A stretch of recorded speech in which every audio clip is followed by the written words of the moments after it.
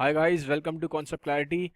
आज का जो वीडियो है वो है हमारा अमेरिकन रेवोल्यूशन पार्ट 2 के ऊपर। मैं रिक्वेस्ट करूंगा जिन्होंने पार्ट 1 नहीं देखा है पहले वो पार्ट 1 देख लें, अदरवाइज उनको कुछ भी समझ में नहीं आएगा। चलिए लेट्स बिगिन। देखते हैं सबसे पहले इस वीडियो में आज क्या पढ़ेंगे। सबसे पहले पढ़ेंगे आउटब्रेक ऑफ वॉर, स्टार्ट कैसे हुआ। सेकंड, मेजर इवेंट क्या था वॉर का। तीसरा, इंग्लैंड की हार के पीछे क्या रीज़न है, cause of failure of war. चौथा, significance of American war of independence, इसका इम्पैक्ट क्या पड़ा, इसका सिग्निफिकेंस क्या था। देखते हैं सबसे पहले कि स्टार्ट कैसे हुआ, आउटब्रेक ऑफ वॉर, स्टार्टिंग कैसे हुई वॉर की। ठीक है, देखिए अभी तक हमें ये पता है कि जो कॉलोनिस्ट थे, कॉलोनिस्ट कौन थे, जो 13 कॉलोनीज में रह रहे थे, इनके ऊपर काफ़ी ज़्यादा अत्याचार हो रहे थे। ठीक है, अत्याचार कौन कर रहा था, इंग्लैंड कर रहा था। बहुत ज़्यादा टैक्सेस लगा रहा था, रिस्ट्रिक्शंस लगा रहा था।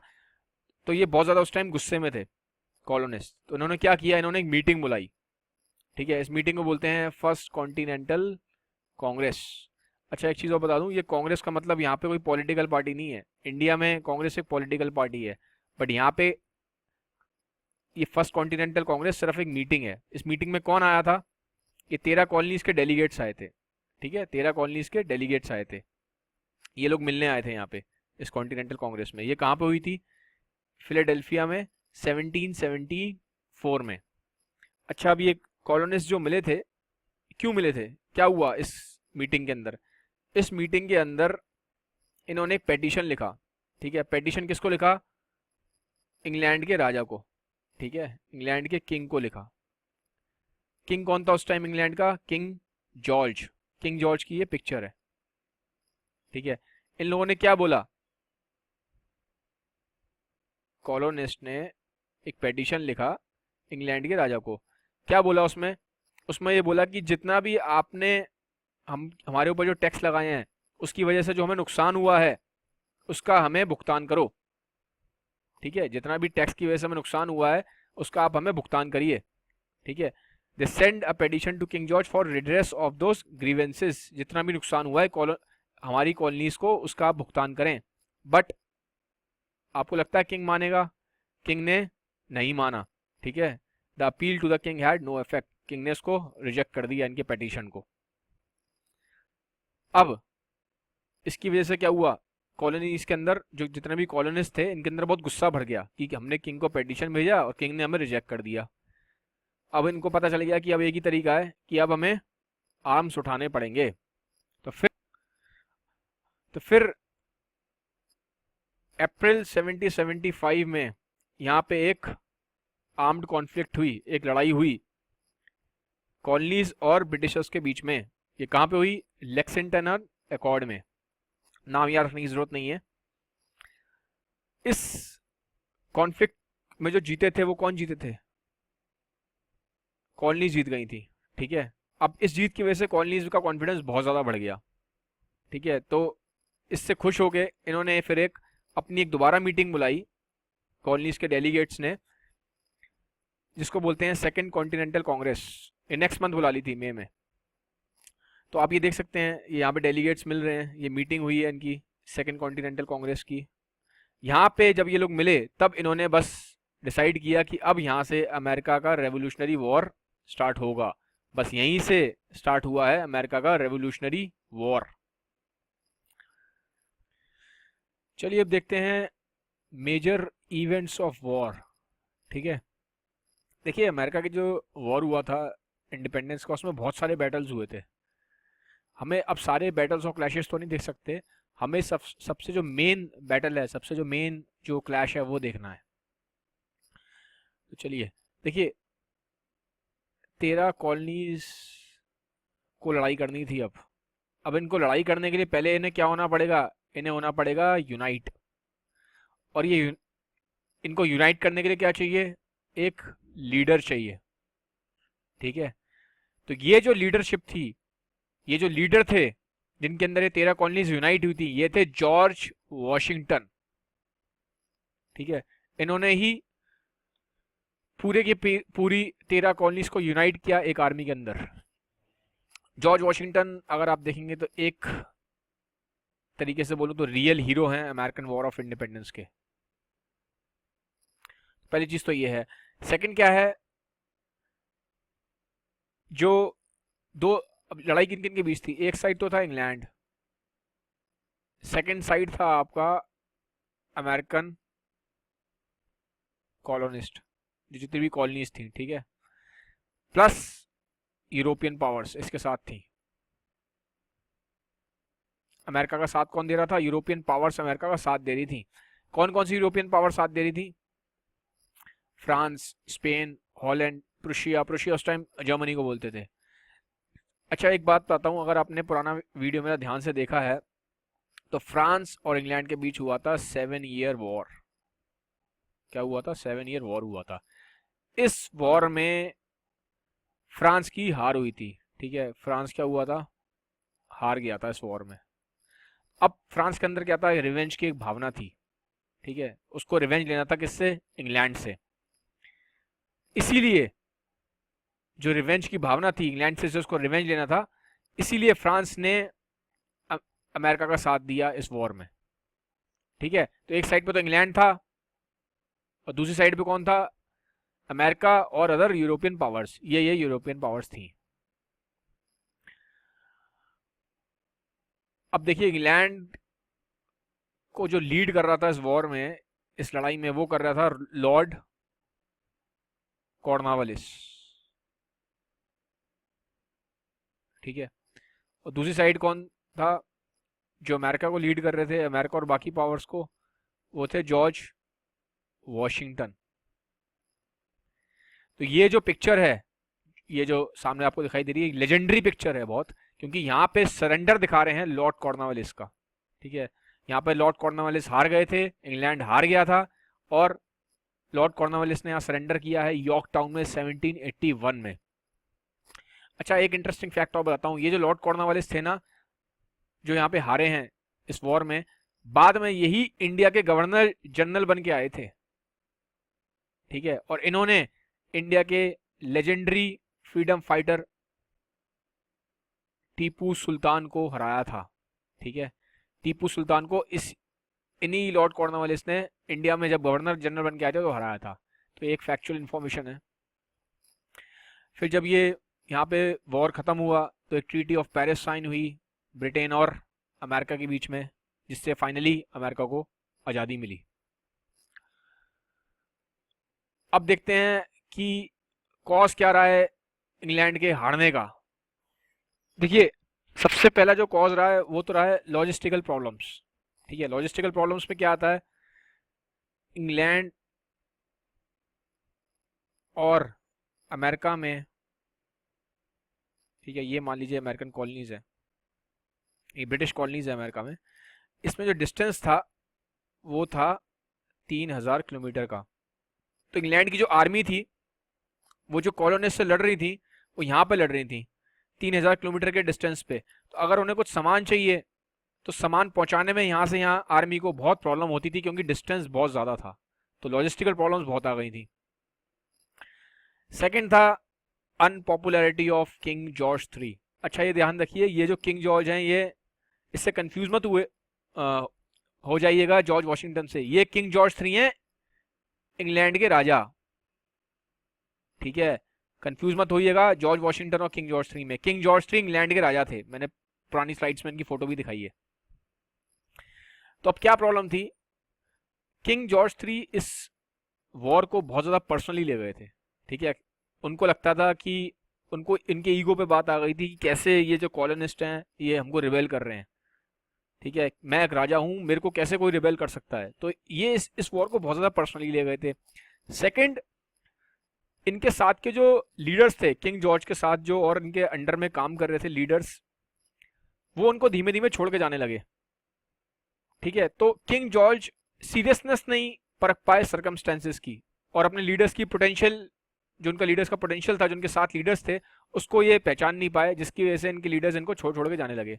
तो ये काफ़ी बड़ा रीज़न रहा है इंग्लैंड की हार का, क्योंकि जो उनके किंग थे उनके अंदर थोड़ा सा कॉन्फिडेंस की कमी थी यहाँ पे।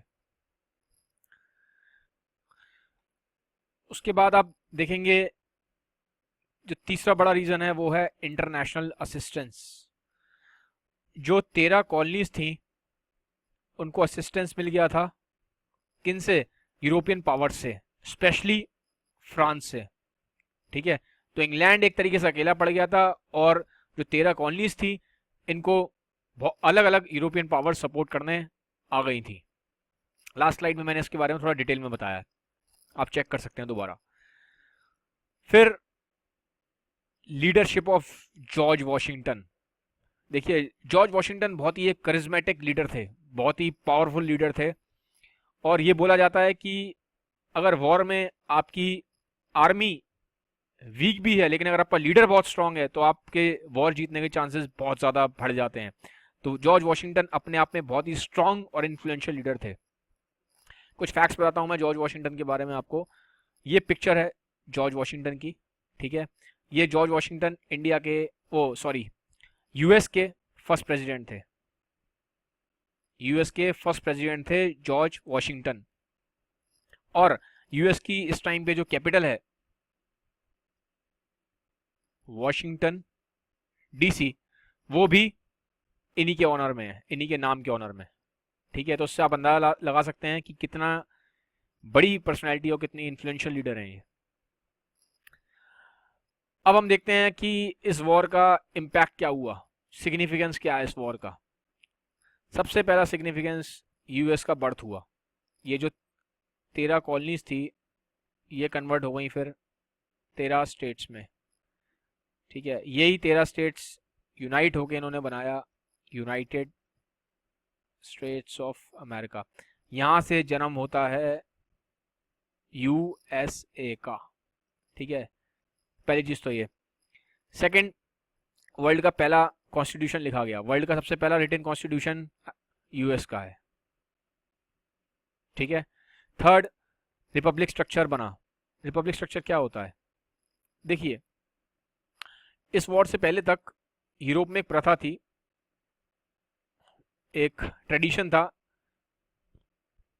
किंग्स का, कि अगर जो राजा होगा वही रूल करेगा पूरी कंट्री पे, और जब राजा मर जाएगा तो उसका लड़का कंट्री पे रूल करेगा, जब उसका लड़का मर जाएगा तो उसका लड़का कंट्री पे रूल करेगा। तो यहाँ पे जो लीडर है नेशन का वो राजा है। लेकिन रिपब्लिक स्ट्रक्चर में क्या होता है, जो लीडर होगा नेशन का वो क्या होगा, वो इलेक्टेड होगा, इलेक्टेड बाय पीपल, लोग इलेक्ट करेंगे उसे। ठीक है, कोई राजा नहीं होगा वो।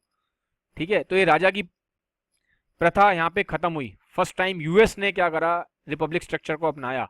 इन्होंने बोला आज से जो हमारी कंट्री का लीडर होगा वो इलेक्टेड होगा, कोई राजा या उसका लड़का नहीं होगा। तो ये काफ़ी बड़ा चेंज था पॉलिटिकल स्ट्रक्चर में वर्ल्ड वाइड। इसका इम्पैक्ट हुआ है बाद में, स्टार्टिंग इसकी यूएस से हुई है। Last, American country got a big boost, क्योंकि अब टैक्सेस हट गए थे सारे, अब कोई टैक्सेस नहीं थे, कोई रिस्ट्रिक्शंस नहीं थे। अब क्या होना था, इनको इकोनॉमिक बूस्ट तो मिलना ही था फिर। ठीक है, अब देखिए ये जो फ्लैग है लेफ्ट साइड पे, ये ओरिजिनल फ्लैग है यूएस का। ठीक है, ये कब का है, 70s के टाइम का है, जब जिस टाइम आप समझ लीजिए यूएस बना था। इसमें थोड़ा ध्यान से अगर आप देखेंगे तो यहाँ पे जो स्ट्राइप्स हैं रेड और वाइट, ये टोटल इन टोटल अगर आप इनके कैलकुलेट करेंगे तो ये टोटल 13 स्ट्राइप्स हैं, 13 स्ट्राइप्स हैं, और ये रिप्रेजेंट करती हैं 13 कॉलोनीज को। ओरिजिनल 13 कॉलोनीज थी जिन्होंने अमेरिकन वॉर ऑफ इंडिपेंडेंस लड़ा था। और ये जो स्टार्स हैं ये क्या हैं, ये यूएस के स्टेट्स हैं। उस टाइम ओरिजिनली कितने स्टेट्स थे, 13 स्टेट्स थे। ये 13 कॉलोनीज ही 13 स्टेट्स में कन्वर्ट हुई थी। तो यहाँ पे 13 स्टार्स हैं और 13 स्ट्राइप्स हैं। तो ये तो है original flag of US. Right side पे जो फ्लैग है ये है हमारा करंट फ्लैग ऑफ यूएस, जो आज का फ्लैग है यूएस का। देखिए, आज के फ्लैग में भी अभी भी रेड और व्हाइट 13 की 13 ही स्ट्राइप्स मेंटेन है। ये अभी भी 13 स्ट्राइप्स यहाँ पे हैं जो ओरिजिनल 13 कॉलोनीज को रिप्रेजेंट करती हैं। और ये जो ब्लू में स्टार्स हैं ये क्या है, नंबर ऑफ स्टेट्स। लेकिन आज के टाइम में स्टेट्स कितने हैं, 50 स्टेट्स हो चुके हैं, तो इसलिए यहाँ पे 50 स्टार्स हैं। 13 कॉलोनीज अभी भी हैं स्ट्राइप्स के फॉर्म में रेड और व्हाइट, स्टेट्स स्टार से रिप्रेजेंट हैं जो कि 50 हैं। तो एक फैक्चुअल इंफॉर्मेशन है। अब देखते हैं कि इस वॉर का इंग्लैंड पे क्या इम्पैक्ट पड़ा है। देखिए इंग्लैंड पे जो इम्पैक्ट है वो काफ़ी ख़राब पड़ा इस वॉर का। इंग्लैंड को बहुत नुकसान हुआ ट्रेड और कॉमर्स का, बिजनेस का। क्यों? क्योंकि अब इनको जितने भी टैक्सेस मिलते थे वो आने बंद हो गए, ड्यूटीज़ मिलती थी वो आनी बंद हो गई। तो उनको पैसे के टर्म्स में तो बहुत नुकसान हुआ, सबसे बड़ा नुकसान तो यही था इनका। फिर इनकी पावर और प्रेस्टीज को बहुत नुकसान हुआ। ठीक है, ठीक है। जैसे कैसे, मैं बताता हूँ। एक टाइम पे बोला जाता था sun never sets in Britain, क्योंकि ब्रिटेन ने वर्ल्ड में के इतने बड़े हिस्से पे राज किया है, वेस्ट से लेके ईस्ट तक, कि बोला जाता था कि वहां पे सन कभी ढलता ही नहीं है। इतना ज्यादा पावरफुल इम्पैक्ट था ब्रिटेन का पूरे वर्ल्ड पे। ठीक है, एक तरीके से बहुत बड़े पार्ट को उन्होंने वर्ल्ड के गुलाम बना के रखा था। तो अब यहाँ पे इंग्लैंड जब हार गया तो इसकी प्रेस्टीज को, इसकी ईगो को, उसकी पावर को बहुत बड़ा धक्का लगा था। ठीक है, उसके बाद आते हैं कि फ्रांस पे क्या इम्पैक्ट पड़ा। देखिए अमेरिका के वॉर में एक बड़ी चीज हुई है कि यहाँ पे जो लोग थे उन्होंने बोला कि लिबर्टी, फ्रीडम होनी चाहिए, इक्वालिटी होनी चाहिए, और इंसान को पूरा फ्रीडम होना चाहिए कि वो अपनी लाइफ में हैप्पीनेस को परस्यू करे। ठीक है, मेन जो था कि फ्री रहना चाहिए आदमी और इक्वल होना चाहिए। तो ये अमेरिका का उस टाइम पे, अमेरिका ने पूरे वर्ल्ड को क्या दिया, एक थॉट प्रोसेस दिया। ठीक है, और यही जो थॉट प्रोसेस था ये बाद में इसी के बेसिस पे फ्रांस में क्रांति आई, जिसे बोलते हैं फ्रेंच रेवोल्यूशन। ठीक है, फ्रेंच रेवोल्यूशन के टाइम पे ये स्लोगन बहुत ज्यादा फेमस हुआ था, लिबर्टी, इक्वालिटी और फ्रेटर्निटी। लेकिन ये स्लोगन आया कहां से, जो उसका थॉट प्रोसेस है वो कहां से आया था, वो आया था अमेरिकन रेवोल्यूशन से। ठीक है, तो ये आप पिक्चर देख सकते हो, ये फ्रेंच लैंग्वेज में लिखा है। फ्रांस के रेवोल्यूशन के टाइम पे जो स्लोगन था, लिबर्टी, इक्वालिटी और फ्रेटर्निटी। एक और फैक्ट बताता हूं, ये अगर आप इंडियन कॉन्स्टिट्यूशन देखेंगे, ठीक है, इंडियन कॉन्स्टिट्यूशन, तो इंडियन कॉन्स्टिट्यूशन के प्रियम्बल में ये वर्ड्स लिखे हुए हैं, लिबर्टी, इक्वालिटी और फ्रेटर्निटी। तो इंडियन कॉन्स्टिट्यूशन में ये इन वर्ड्स का जो अडॉप्ट किया गया है वो फ्रांस से किया गया है। ठीक है, ये एक फैक्चुअल इंफॉर्मेशन मैंने आपको बताई है। सो गाइज, ये आज का वीडियो था। अगर आपको ये वीडियो अच्छा लगा हो तो हमारे चैनल को जरूर सब्सक्राइब करें, इस वीडियो को ज़्यादा से ज़्यादा शेयर करें ताकि लोगों तक हिस्ट्री एक इजी और सिंपल लैंग्वेज में पहुंच सके। Thank you for watching, have a nice day, bye bye, take care.